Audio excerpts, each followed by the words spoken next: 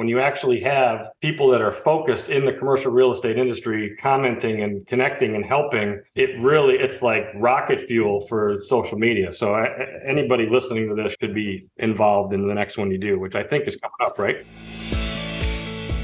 Your network is your net worth. Come listen to some of the most successful people I know share invaluable knowledge, stories, and advice in real estate, business, and beyond. This is Weiss Advice. Whether you want to take your business or personal life to the next level, look no further. Welcome back to another episode of Weiss Advice. I am your host, as always, Yonah Weiss. Great to be here on a beautiful day or night or morning, wherever you are, it's sometime. So I'm glad you're listening in, but we got Reid Bennett all the way from Chicago. What's going on, Reid? Great to have you on the show. Hey, glad to finally connect with you on the show. Long overdue. Long-time listener, first-time caller. Yeah. I mean, talk about long time. I just looked in my email and we had originally scheduled this for December of 2021. So we're talking about, 18 months ago from the time of this recording. And from one reason or another, I think I came down with something and then we tried to push it off and never rescheduled. But either way, great to have you. In the interim, we met in person in Chicago at an event. So that was awesome. And it's really great to have you. So for our listeners who don't know who you are, just, before we get into it, just love for you to give a little bit of a background. I'm happy to do so, but you could probably rattle it off a lot quicker. Sure, no problem. Well, I'm currently the National Council Chair of Multifamily for a company called SVN International. We have 225 offices around the country. I focus solely on multifamily market rate assets and affordable rate assets around the country. Been doing this since 2001, so over 22 years. Started in the neighborhoods of Chicago. I'm based in Chicago, like you said, but I work across the Midwest and various other parts of the country. And it's funny because I looked at when I first connected with you, and it was November 24th, 2019, I believe. You were one of the first people to ever comment on a video post on LinkedIn. That was a hilarious comment about Rockford. And, I've been learning from you on the platform ever since. Oh, yeah. It was probably something like the Rockford Lightning. Yeah, exactly. Exactly. The CBA basketball team that my uncle coached for. Oh, is that right? That's right. Yeah. Back in the 80s. How you knew about them. Back in the 80s. Yeah. And so we had some Rockford Lightning swag that he used to send t-shirts and stuff like that when I was a kid. Awesome. Yeah.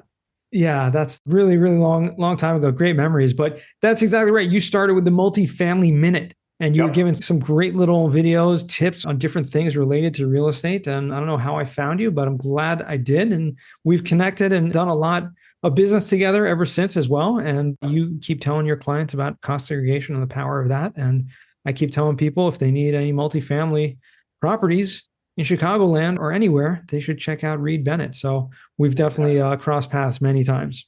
Yeah. It was a pleasure to meet you in person in Chicago. I went out to that conference by O'Hare specifically to meet you, popped in, got our picture. And at the time, I had posted that, and that picture got over 16,000 views just from getting a picture with Yonah Weiss. So if anybody's out there, get a picture with Yonah and post it, and it'll make your metrics go through the roof if you're concerned with that. That's right. Very easy way to get eyeballs on LinkedIn, at least, because we're talking about LinkedIn has been the go-to social media platform for myself for a long time, for 5-6 years already consistently. And just recently, about 6 months ago, I ventured over to Twitter as well and became very active on that platform as well, connected with and, done business with a lot of people through that platform, which is incredible in a very short amount of time. And I think my following and just engagements have grown a lot faster than it ever did on LinkedIn. So I'm just curious to hear, I know you've ventured over there a little bit as well. Curious to know, what's your strategy when it comes to using social media in general? I was doing everything completely wrong until I connected with you and did a CRE 10-day, before what I would do. And I think I was one of the last people that I know to adopt any kind of a social media presence. I probably was the last person in my family or among any of my friends to ever get a Facebook account, which I still don't post on Facebook, but So LinkedIn, I had actually taken a class on LinkedIn in 2008, run through CCIM.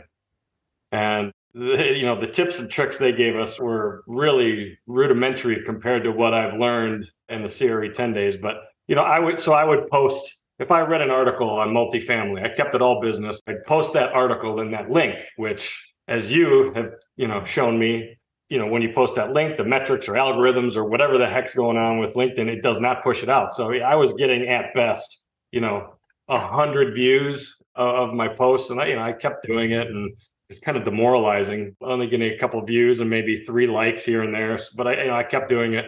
Right. Ever since I did the first CRE 10 day, I think I added like 2,000 connections, all commercial real estate focused people, just from the interaction and activity that platform pushed. And I've just learned a ton. And it's, what I utilize it for is just to kind of get information out. So what we do, most people don't want to see, hey, look at me, I, closed this deal or I got this award, even though we put that on there here and there. A lot of people do. And you know what? I just interject there. Brokers are notorious for only using LinkedIn for that. Yeah. Right. Just like we closed on this and we did this, and just kind of, and people even outside of the funniest thing we find on Twitter is that there's so much LinkedIn bashing on Twitter. It's almost comical, and I commented on a post today, like people use it the wrong way. Yeah. And that's why there's so much bashing going around.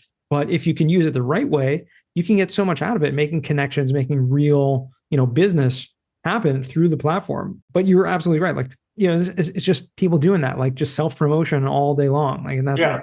Yeah, exactly. And I agree. I mean, I think people on Twitter are utilizing it just to put out information, which is exactly what you should be doing on LinkedIn anyway, right? And what I also noticed is people don't want to hear about your triumphs. They don't want to hear about the things that go right for you. I posted one about a deal I worked on for 2 years. It was one of the largest deals I ever worked on. It was over 1,200 units. Finally found what I called was the needle in the needle stack buyer. Not even a needle in a haystack. I mean, there's no reason this person should have paid this price. And then the seller didn't want to sell. So, I mean, I posted a picture of my head in my hands and how this deal didn't work. And it got more interaction than any other post that I had ever put out there. It's like people love to hear about your downfalls or the problems that you have in life. And I don't know. It's funny because I did hear one time when somebody told me, if everybody got around a table and you all pulled out your problems and put them on your table in front of you, you'd be diving at your problems, to get them back before anybody else's once you saw others' problems. So, I mean, I think people they like to hear that you're human, that you've gone through issues that, that they can relate to. So I don't know. I'm still learning what to do with it, but I love the engagement on it. I love meeting people, like with you. We were conversing back and forth on LinkedIn for 2 years, and then I meet you in person. And it's just, I don't know, it's fun. It's amazing. Yeah. And I think the main thing is, which a lot of people underestimate, is the actual real business and partnerships, which is, what we're there for. I think it's like a networking event. So you get to know people like at a networking event, and then hopefully you build some rapport, some trust, et cetera. And then, maybe do some transactions, help each other, refer people together. And I think that's really what it's all about. And what amazes me is that you were even recognized recently at some real estate gathering. Tell me exactly what that was, that you were awarded the Social Media Influencer of the Year. Yeah, that's amazing. Which is hilarious. It's totally hilarious. But yeah, it was the real estate journals, the Midwest Real Estate Journal. They had this award ceremony here in Chicago. And, so I was up for the Social Media Influencer of the Year, which I just found it hilarious. I go out to this thing, thinking it was going to be like 50 people in a room. It ended up being 630 real estate professionals in the room. It was a serious dinner. And I was like, oh my gosh. So yeah, and ended up winning that. So I mean, it's just fun to interact with, with a couple of people, on this platform. And, the thing that I noticed, that the first video post that I ever did, the Multifamily Minute, I was driving to get my car washed on a Saturday. And I had learned at a conference, it was a Massimo conference down in Orlando, that commercial real estate professionals need to be posting content. And I was like, what the hell's content? And why would we be doing this? And then I got back maybe 2 or 3 weeks later, and I was watching, it was Rod Santomassimo, I was watching a post from him saying, commercial real estate brokers, you're never going to do this. You're going to video a couple videos. You're never going to put it out because you're going to try to make it perfect. It's never going to happen. Just do it. So I'm driving to get my car washed on a Saturday morning, and I was like, all right. So I put the phone up on the dashboard and I said, here are 3 things that all multifamily owners should be doing with their assets. One of them was cost segregation. I think it was Daniel Lichtman, maybe, that tagged you in it, which I never would have met you had I not posted that and had him tag. I mean, it's like the way, things continue with this platform. But what I noticed was when I went into the car wash, I posted it, went into the car wash, sat there, when my car was done, I got back into my car, I looked and it had 831 impressions. And I was thinking, how many hours would that have taken me to call and talk to that many people? Because cold calling is the biggest part of our business, right? So how many hours would that take me to try to connect or discuss with 800 and so, people. Right. And it happened in, 25 minutes. So the power of it is amazing if you use it right. I think that's the biggest, reason why people miss or don't use social media for the right way, because they don't necessarily see the result, right? Like you said, you post your wins, you post this and that. And like Rod was saying in that meetup, you've gone to that conference, people want to make sure it looks perfect or it's the perfect message. And so we have all these excuses, but in the end of the day, you just jump in, you do it, you get out of your way. Like you mentioned, we do this 10-day, LinkedIn challenge a few times a year. It's been game changing for people because what does it do is just encourages people to get out of their comfort zone. And you're doing it together with 100 other people or so who are also, uncomfortable with it. And you have that accountability, you have that kind of camaraderie that's going on, and you just get over it. You do it, you jump in. And if you get, 5 people to like it, that's great. If you get 0, that's also good because you did something. And I think that's really where the line is drawn for a lot of people. Well, but I think the really fantastic thing about what you did within the commercial real estate community, and that is just the engagement. So, I mean, I think the first time I ever did one, maybe there were 40 people, and now you have to have like 20 tranches of 50 in order, right? So, I mean, but the thing is, everybody's posting and everybody's commenting and connecting and interacting with each other with the challenge, where if you just did it on your own and you post it out there, maybe a few people in your orbit will comment on it. But when you actually have people that are focused in the commercial real estate industry commenting and connecting and helping, it's like rocket fuel for social media. So anybody listening to this should be involved in the next one you do, which I think is coming up, right? Well, it is coming up at the time of this recording, but it will be long gone by the time this actually gets released. So, but we do it, like I said, a few times a year. So make sure if you guys are listening to this and aren't connected with me on LinkedIn, make sure to send me a quick message and we'll make sure to include you on the next time we're doing a LinkedIn challenge. Maybe we'll even do a Twitter challenge one of these days. I don't know. Who knows? It's something that I think as I venture more into that platform and understand how it works, it may be something I'd consider doing, but we'll have to see about that. Yeah. I'd love to switch gears a little bit here, Reid, because you've had so much experience being in the multifamily space as a broker for so many years. I mean, over 20 years, and you've gone through, quite a few cycles. And, one thing that we keep hearing a lot over and over is that real estate is cyclical. There are ups, there are downs, there are high interest rates, there are low interest rates, there are buyers markets, there are sellers markets, right? You've seen it all, really. And I'm just curious to know what your thoughts are on the current environment and what you're seeing. Yeah. I mean, the interesting thing about real estate is depending on when you get involved within this industry, you have a different view on the business. So I got involved here in Chicago. I was in my mid-20s when I first started, and I got involved in the multifamily space, and I was on the northwest side of Chicago, and it was during the condo conversion craze, right? And so that's when, for those that don't know, these buyers would buy an apartment building, they would de-pin each one of the units, turn it into an individual condominium, and sell the condominiums off to individual homeowners. I knew in my head that I would be out of a job. I said, every single apartment building in the country is going to be converted to a condo. Right. I believed it to my core. I was like, I'm going to sell myself out of a job. I don't know. I have to figure out what I'm going to do after all the, apartments are converted to condos. And then I ran into my first downturn, which was 2008. When at one point I had 176 different condo converters in my database, all of them, the music stopped. They didn't have a chair. They're holding a bunch of inventory that they couldn't convert. The bank stopped their draws to finish the units, even to convert them back into apartments. And it was a total disaster. And so navigating those waters, it was very painful.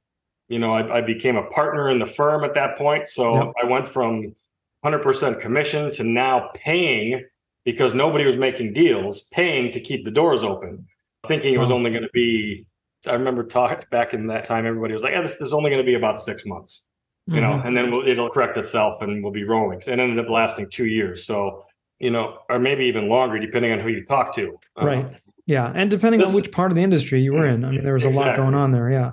Exactly. And then, so in 2020, when the pandemic started and everybody shut down, I'll never forget, it was April of 2020. And I run a national multifamily call. I actually have one this Thursday. We had two guys on, one from Fannie, one from Freddie, talking about what was going to be happening in that, in the pandemic. And one of the gentlemen said, you should be telling your multifamily owners to expect 50% or less collections May 1st of 2020.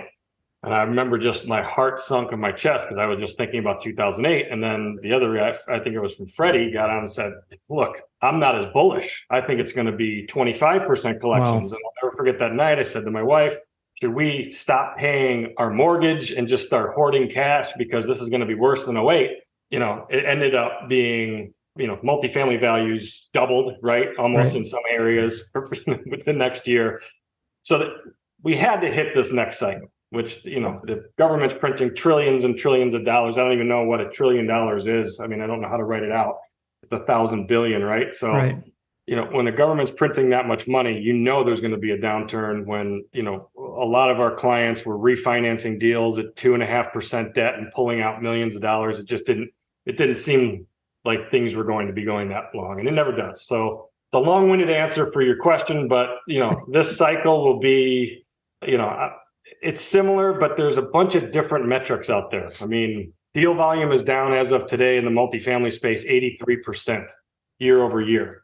But that doesn't mean that values are down 83%. We're seeing values down, between 25 and 33% of the peak in 2021, which still, there were ridiculous numbers. So the values today are still, I think, tremendous. Interest rates are even historically low.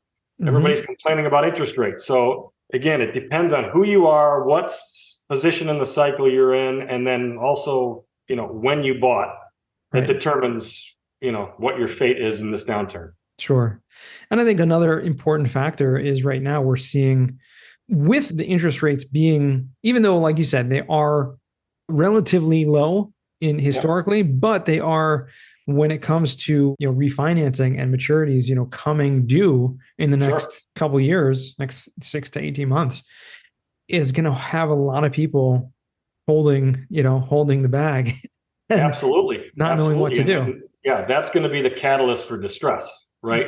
Or the groups that have bridge debt that they needed to borrow in order to make the deals pencil. They have short-term debt. They have, I've never seen more syndicators get involved in a market like I've seen in the last 5 years. And the syndicators were all banking on cap rates either expanding or remaining the same. And they're compressing like crazy right now. So I had Ivan Barrett, who was very active in the Midwest. I don't know if you know him. He's based in Indianapolis, but I just looked back. We just celebrated 3 years of Weiss Advice podcast, and he was one of the first guests we had.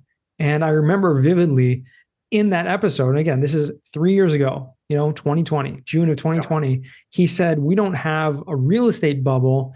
He said, we have a syndication bubble. And, that was 3 years ago. And he was so right. There were so many people coming on, and still to this day, it has grown and grown and grown. And we're starting to see people, having some distress because they weren't as experienced as they thought they needed to be. Absolutely. I mean, look, the groups on LinkedIn that, are promoting their seminars, right? Their seminars that it's like, you can too become a real estate syndicator. You know what I'm saying? So, and then, because I've seen it, I've seen the underwriting. The students have the exact same underwriting models. they show it to us and they're telling us how they got, they arrived at certain numbers. And I'm saying, oh my, I know this is XYD key principal. I know this is a student of that, group. And, the smart people right now should be following all of those syndications around the country and trying to connect with the lenders of all those deals, because that's where the opportunities are going to be right now. Yeah, 100%. So many opportunities coming up. What else are you seeing is there anything specific? I know obviously you work in a lot of markets around the country, but your main focus has been in, Chicagoland area. Is there anything more unique or more different to that area than other parts of the country that you're seeing? Well, we predominantly focus our personal business, my team, on the Midwest. And what we typically see here, we don't see the huge fluctuations in value and drops off the cliff in value that you see on both sides of the coasts and in the Sun Belt regions. So it's more of a steady return market. We have 63% of the deals in the Midwest that we've tracked are coming from outside investors. So everybody's understanding that from all over the country. So we get a bunch of California, New York, New Jersey groups coming into, Illinois, Indiana, Iowa, Wisconsin, buying deals, understanding that, but also pushing the envelope. So we've had a number of outside investors that, come in on our deals and offer, prices that once we tell the local investors what they ended up going for, they're asking us, how the hell can they make it work at that number? We operate 3 apartment complexes down the street from that, and we have no idea, but it's funny because I remember that's what people were asking in 2006 and 7, before the downturn of 2008. How are they making the numbers work at that number? And then you found out, well, they're not, they're not making it work at that number. So is that the answer now as well, you think? You think there's a lot of truth to that? To a certain extent, yes. If there are different properties, for example, we sold a 142 unit deal at like a 3.5 cap in a tertiary market in the Midwest. That deal, it was only a 2.5 cap because the rents were $300. It was owned by the same partnership for 43 years. The rents were $300 a unit below market if you don't do anything. Right. You don't even have to paint the walls. So it's like those kind of deals, you can explain why a go-in cap rate was so ridiculously low. Right. And I think I inverted earlier my compressed versus expanded cap rates in my discussion, but there are certain things, but that becomes the comp. So if that's the comp in the market, some of the other people that maybe aren't, as familiar with the market come in and they say, wow, this, owner just paid this amount for this deal. So I guess that means I should pay that for the next one. And that deal might already be maxed out, right? On the rent. So there's a lot of different, we call them sanity checks that you have to adhere to when you go into, underwriting a deal. Sure. And there's a story behind every property. And I think that's what, as a broker who has the experience and has seen the deals and understands the stories behind. That's really part of your job is, hopefully trying to sell them to potential buyers, to explaining and giving them the information and knowledge they need. Yeah. And the story right now in today's market is more important than anything. If a deal doesn't have a story, people are not putting their attention to it, especially with the deal volume where it is. 100%. Well, Reid, as predicted, time has flown by, and I want to transition to what we call the final 4. These are 4 questions I ask all my guests. First question to you is, what's the worst job you ever had? The worst job I ever had, I was digging trenches around barns for what's called a French drain when I was 14 and 15. It was horrible. That had to be the worst job ever. And then I transitioned to painting the barns. So that became a much better job. But yeah, that had to be the worst. And that was when I realized there's no way I'm cut out for manual labor. I have to figure out a way to do something else. Wow. And multifamily was your calling, apparently. That's it. All you have to do is talk on the phone. That's it. Post on LinkedIn every now and again. There you go. And become the social media influencer of the year, From barn painting to social media influencer. Yeah. That's it. That's going to be the title of our episode. That's it. Oh, man. Okay. That was a joke to our editors. Because whenever I say that, they take me seriously. Right. And they actually write that. But who knows? They'll come up with a good title. Second question. What's a book you've read that's given you a paradigm shift? Oh man, it's probably one that a lot of people talk about. It was my college roommate sent me this book, and it was Rich Dad Poor Dad in 1998.